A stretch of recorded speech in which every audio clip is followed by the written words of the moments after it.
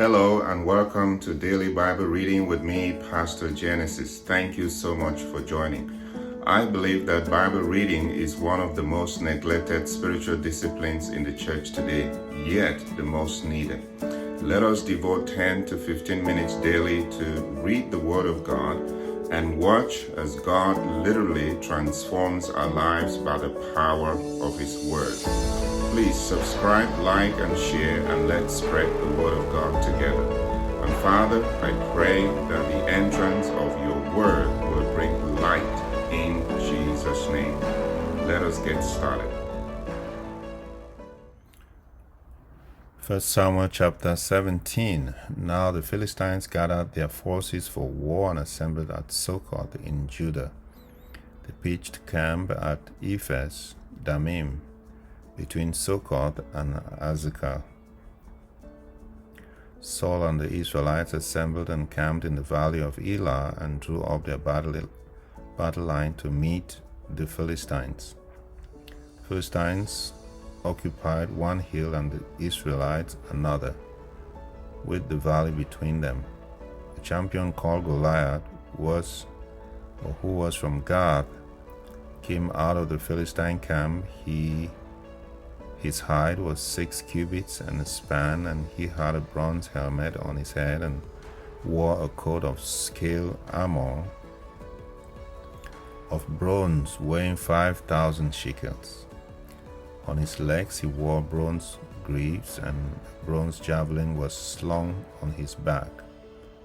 His spear shaft was like a weaver's rod, and its iron point weighed 600 shekels. His shield bearer went ahead of him. Goliath stood and shouted to the ranks of Israel, "Why do you come out and line up for battle? Am I not a Philistine, and are you not the servants of Saul? Choose a man and have him come down to me, and if he is able to fight and kill me, we will become your subjects. But if I overcome him and kill him, you will become our subjects and serve us." Then the Philistines said, "This day I defy the armies of Israel. Give me a man and let us fight each other." On hearing the Philistines' words, Saul and all the Israelites were dismayed and terrified.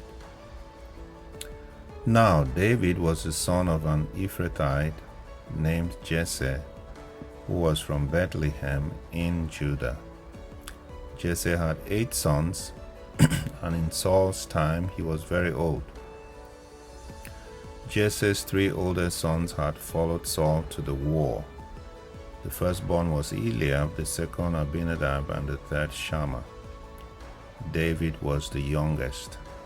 The 3 oldest followed Saul, but David went back and fought from Saul to tend his father's sheep at Bethlehem. For 40 days the Philistines came forward every morning and evening and took his stand. Now Jesse said to his son David, "Take this ephah of roasted grain and these 10 loaves of bread for your brothers, and hurry to their camp. Take along these 10 cheeses to the commander of their unit. See how your brothers are and bring back some assurance from them. They are with Saul and all the men of Israel in the valley of Elah fighting against the Philistines." Early in the morning, David left the flock in the care of a shepherd, loaded up, and set out as Jesse had directed. He reached the camp as the army was going out to its battle positions, shouting the war cry. Israel and the Philistines were drawing up their lines, facing each other. David left his things with the keeper of the supplies, ran to the battle lines, and asked his brothers how they were doing. As he was talking with them, Goliath, the Philistine champion from Gath, stepped out from his lines and shouted his usual defiance, and David heard it. Whenever the Israelites saw the man, they all fled from him in great fear. Now the Israelites had been saying, Do you see how this man keeps coming out? He comes out to defile Israel. The king will give great wealth to the man who kills him. He will also give him his daughter in marriage and will exempt his family from taxes in Israel." David asked the men standing near him, "What will be done for the man who kills this Philistine and removes this disgrace from Israel? Who is this uncircumcised Philistine that he should defile the armies of the living God?" They repeated to him what they had been saying and told him, "This is what will be done for the man who kills him." When Eliab, David's oldest brother, heard him speaking with the men, he burned with anger at him and asked, "Why have you come down here? And with whom did you leave those few sheep in the wilderness? I know how conceited you are and how wicked your heart is. You came down only to watch the battle." "Now, what have I done?" said David. "Can't I even speak?" He then turned away to someone else and brought up the same matter, and the men answered him as before. What David said was overheard and reported to Saul, and Saul sent for him. And David said to Saul, "Let no one lose heart on account of this Philistine. Your servant will go and fight him." Saul replied, "You are not able to go out against this Philistine and fight him. You are only a young man, and he has been a warrior from his youth." But David said to Saul, "Your servant has been keeping his father's sheep. When a lion or a bear came and carried off a sheep from the flock, I went after it, struck it, and rescued the sheep from its mouth. When it turned on me, I seized it by its hair, struck it, and killed it. Your servant has killed both the lion and the bear. This uncircumcised Philistine will be like one of them, because he has defied the armies of the living God. The Lord who rescued me from the paw of the lion and the paw of the bear would rescue me from the hand of this Philistine." Saul said to David, "Go, and the Lord be with you." Then Saul dressed David in his own tunic. He put a coat of armor on him and a bronze helmet on his head. David fastened on his sword and over the tunic and tried walking around because he was not used to them. "I cannot go in these," he said to Saul, "because I am not used to them." So he took them off. Then he took his staff in his hand, chose 5 smooth stones from the stream, put them in the pouch of his shepherd's bag, and with a sling in his hand he approached the Philistine. Meanwhile, the Philistine, with his shield bearer in front of him, kept coming closer to David. He looked David over and saw that he was little more than a boy, glowing with health and handsome, and he despised him. He said to David, "Am I a dog that you come at me with sticks?" And the Philistine cursed David by his gods. "Come here," he said, "and I will give your flesh to the birds and the wild animals." David said to the Philistine, "You come against me with sword and spear and javelin, but I come against you in the name of the Lord Almighty, the God of the armies of Israel, whom you have defiled. This day the Lord will deliver you into my hands, and I will strike you down and cut off your head. This very day I will give the carcasses of the Philistine army to the birds of the wild animals. And the whole world will know that there is a God in Israel.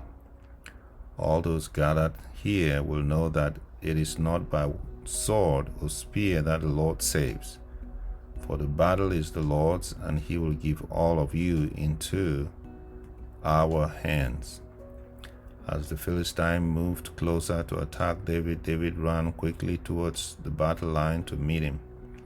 Reaching into his bag and taking out a stone, he slung it and struck the Philistine on the forehead. The stone sank into his forehead, and he fell face down on the ground. So David triumphed over the Philistine with a sling and a stone. Without a sword in hand, he struck down the Philistine and killed him. David ran and stood over him. He took hold of the Philistine's sword and drew it from the shield. After he killed him, he cut off his head with the sword. Then the Philistines saw that their hero was dead. They turned and ran. Then the men of Israel and Judah surged forward with a shout and pursued the Philistines to the entrance of Gath and to the gates of Ekron. Their dead were strewn along the Sherim road to Gath and Ekron.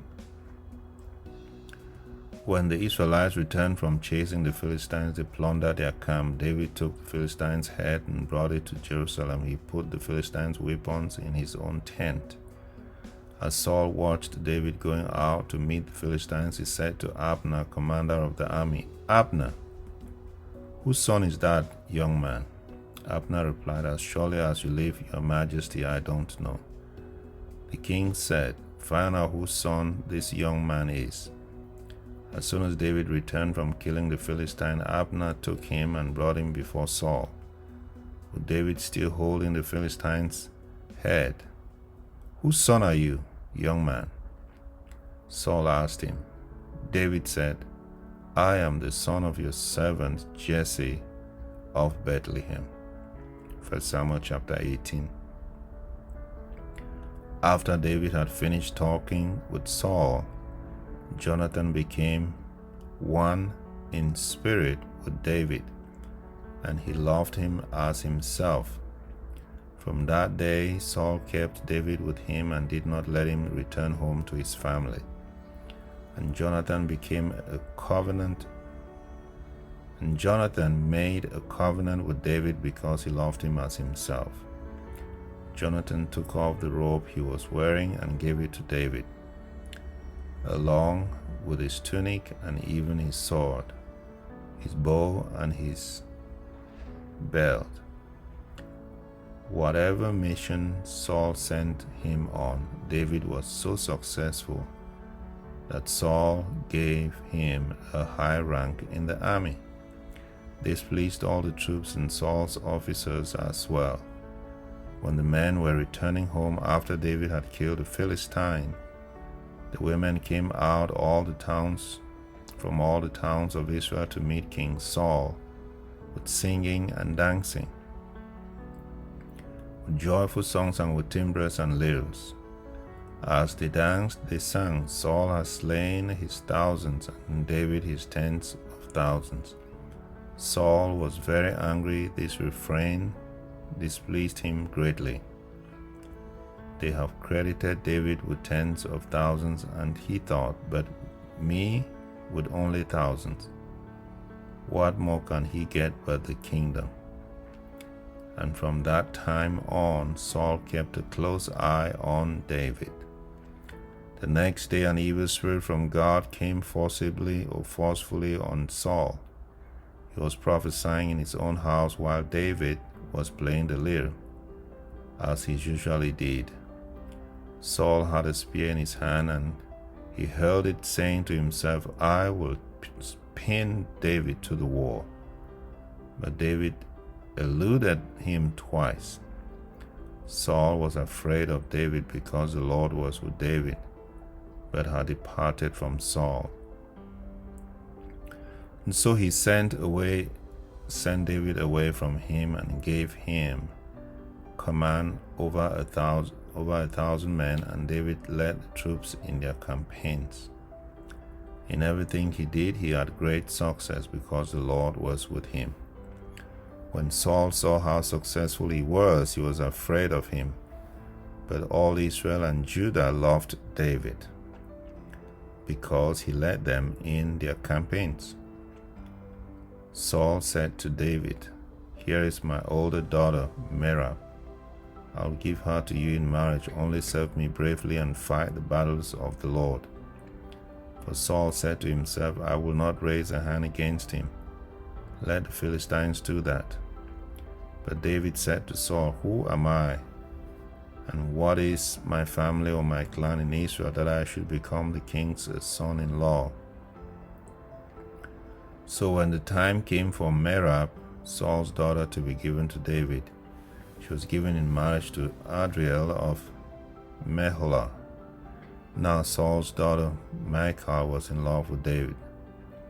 And when they told Saul about it, he was pleased. "I'll give her to him," he thought, "so that she may be a snare to him, and so that the hand of the Philistines may be against him." So Saul said to David, "Now you have a second opportunity to become my son-in-law." Then Saul ordered his attendants, "Speak to David privately and say, 'Look, the king likes you, and his attendants all love you. Now become his son-in-law.'" They repeated these words to David, but David said, "Do not think it is a small matter to become the king's son-in-law. I'm only a poor man and little known." When Saul's servant told him what David had said, Saul replied, "Say to David, the king wants no other price for the bride than 100 Philistine foreskins. So take the revenge on his enemies. So Saul's plan was to have David fall by the hands of the Philistines. When the attendant told David these things, he was pleased to become Saul, or the king's son-in-law. So before the allotted time elapsed, David took his men with him and went out and killed 200 Philistines and brought back their foreskins. He counted out the full number to the king so that David might become the king's son-in-law. And Saul gave him his daughter Michal in marriage. When Saul realized that the Lord was with David and that his daughter Michal loved David, Saul became still more afraid of him, and he remained in his enemy the rest of his days.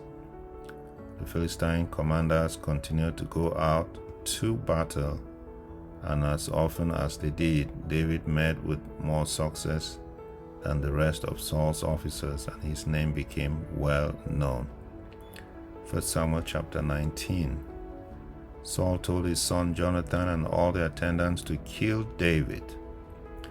But Jonathan had taken a great liking of David and warned him, "My father Saul is seeking for a chance to kill you. Be on your guard tomorrow morning. Go into hiding and stay there. I will go out and stand with my father in the field where you are. I'll speak to him about you and will tell you what I find out." Jonathan spoke well of David to Saul his father and said to him, "Let not the king do wrong to his servant David. He has not wronged you. And what has he done? And what he has done has benefited you greatly. He took his life in his hands when he killed the Philistines. The Lord won a great victory for all Israel. You saw it and were glad. Why then would you do wrong to an innocent man like David by killing him for no reason?" Saul likened to Jonathan and took this oath, "Surely as the Lord lives, David will not be put to death." So Jonathan called David and told him the whole conversation. He brought him to Saul, and David was with Saul as before. Once more war broke out, and David went out and fought the Philistines. He struck them with such force that they fled before him. But an evil spirit from the Lord came on Saul as he was sitting in his house with his spear in his hand, while David was playing the lyre. Saul tried to pin him to the wall with his spear, but David eluded him as Saul drove the spear into the wall. That night David made good his escape. Saul sent men to David's house to watch it and to kill him in the morning. But Michal, David's wife, warned him, "If you don't run for your life tonight, tomorrow you will be killed." So Michal let David down through a window, and he fled and escaped. Then Michal took an idol and laid on it in bed. covering it with a garment and putting some goat's hair at the head. When Saul sent the men to capture David, Michal said, "He is ill." And Saul sent the men back to see David and told them, "Bring him up to me in his bed so that I may kill him." But when the men entered there was the idol in the bed, and at the head was some goat's hair. Saul said to Michal, "Why did you deceive me like this and send my enemy away so that he escaped?" Michal told him, "He said to me, 'Let me get away. Why should I kill you?'" When David had fled and made his escape, he went to Samuel at Ramah and told him all that Saul had done to him. Then he and Samuel went to Naioth and stayed there.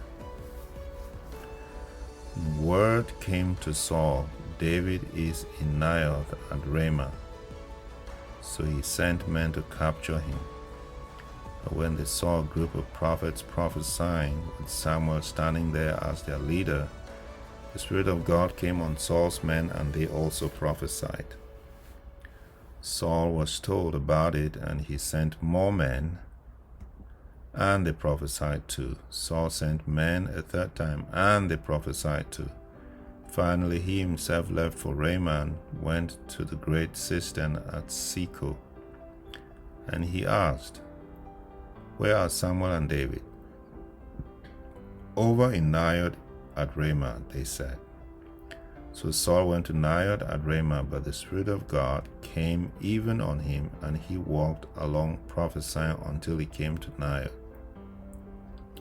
He stripped off his garments, and he too prophesied in Samuel's presence. He lay naked all that day and all that night. This is why people say, "Is Saul also among the prophets?" Samuel chapter 20. Then David fled from Naioth at Ramah and went to Jonathan and asked, "What have I done? What is my crime? How have I wronged your father that he is trying to kill me?" "Never," Jonathan replied. "You are not going to die. Look, my father doesn't do anything great or small without letting me know. Why should he hide this from me? It isn't so." But David took an oath and said, "Your father knows very well that I have found favor in your eyes." And he has said to himself, "Jonathan must not know this, or he will be grieved. Yet as surely as the Lord lives and as you live, it's only a step between me and death." Jonathan said to David, "Whatever you want to do, I will do for you." So David said, "Look, tomorrow is the new moon feast, and I'm supposed to dine with the king. But let me go and hide in the field until the evening of the day after tomorrow. If your father misses me at all, tell him, 'David earnestly asked my permission to hurry to Bethlehem, his hometown, because an annual sacrifice is being made there for his whole clan.' If he says, 'Very well,' then your servant is safe. But if he loses his temper, you can be sure that he is determined to harm me. As for you, show kindness to your servant, for you have brought him into a covenant with you before the Lord. If I'm guilty, then kill me yourself. Why hand me over to your father?" "Never," Jonathan said. "If I had the least inkling that my father was determined to harm you, wouldn't I tell you?" David asked, "Who will tell me if your father answers you harshly?" "Come," Jonathan said, "let's go out into the field." So they went there together. Then Jonathan said to David, "I swear by the Lord, the God of Israel, that I will surely sound out my father by this time, the day after tomorrow. If he is favorably disposed towards you, will I not send you word and let you know? But if my father intends to harm you, may the Lord deal with Jonathan, be it so severely, if I do not let you know and send you away in peace. May the Lord be with you as he has been with my father. But show me your unfailing kindness like the Lord's kindness as long as I live, so that I may not be killed, and do not ever cut off your kindness from my family, not even when the Lord has cut off every one of David's enemies from the face of the earth.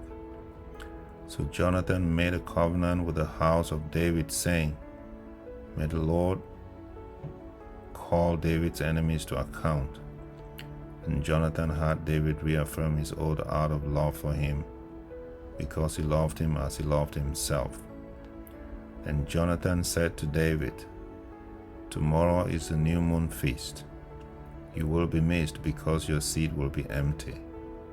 The day after tomorrow towards evening, go to the place where you hid when this trouble began, and wait by the stone Ezel. I will shoot 3 arrows to the side of it as though I was shooting at a target. Then I will send a boy and say, Go find the arrows. If I say to him, Look, the arrows are on this side of you, bring them here, then come. Because as surely as the Lord lives, you are safe, there is no danger. But if I say to the boy, Look, the arrows are beyond you, then you must go, because the Lord has sent you away. And about the matter you and I discussed, remember the Lord is witness between you and me forever. So David hid in the field, and when the new moon feast came, the king sat down to eat. He sat in his customary place by the wall, opposite Jonathan, and Abner sat next to Saul, but David's place was empty. Saul said nothing that day, for he thought something must have happened to David to make him ceremonially unclean. Surely he is unclean. But the next day, the second day of the month, David's place was empty again. Then Saul said to his son Jonathan, Why hasn't the son of Jesse come to the meal, either yesterday or today? Jonathan answered, David earnestly asked me for permission to go to Bethlehem. He said, Let me go, because our family is observing a sacrifice in the town, and my brother has ordered me to be there. If I have found favor in your eyes, let me get away to see my brother. That is why he has not come to the king's table. Saul's anger flared up at Jonathan, and he said to him, You son of a perverse and rebellious woman, don't I know that you have sided with the son of Jesse to your own shame and to the shame of the mother who bore you? As long as the son of Jesse lives on this earth, neither you nor him nor your kingdom will be established. Now send someone to bring him to me.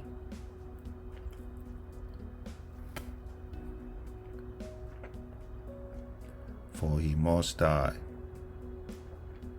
Why should he be put to death? What has he done? Jonathan asked his father, but Saul hurled his spear at him to kill him. Then Jonathan knew that his father intended to kill David. Jonathan got up from the table in fierce anger. On that second day of the feast he did not eat, because he was grieved at his father's shameful treatment of David. In the morning, Jonathan went out to the field for his meeting with David. He had a small boy with him, and he said to the boy, Run and find the arrows I shoot. As the boy ran, he shot an arrow beyond him. When the boy came to the place where Jonathan's arrow had fallen, Jonathan called out after him, Isn't the arrow beyond you? Then he shouted, Hurry, go quickly, don't stop. The boy picked up the arrow and returned to his master. The boy knew nothing about all this, only Jonathan and David knew. Then Jonathan gave his weapons to the boy and said, Go, carry them back to town. After the boy had gone, David got up from the south side of the stone and bowed down before Jonathan 3 times, with his face to the ground. Then they kissed each other and wept together, but David wept the most. Jonathan said to David, "Go in peace, for we have sworn friendship with each other in the name of the Lord, saying, the Lord is witness between you and me, and between your descendants and my descendants forever." And David left, and Jonathan went back to the town.